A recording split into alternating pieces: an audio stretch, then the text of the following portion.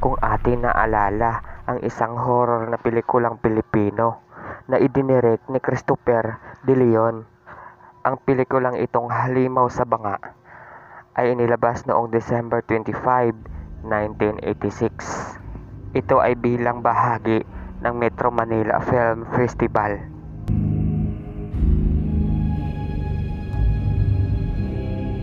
Ang pelikulang ito ay galing sa comics.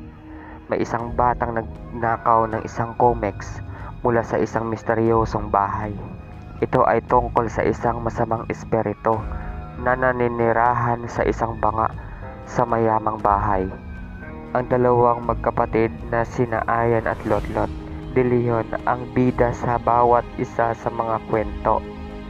At sila rin ay mga anak ni na Christopher De Leon at Nora Honor na nagsisilbing executive producer ng pelikula.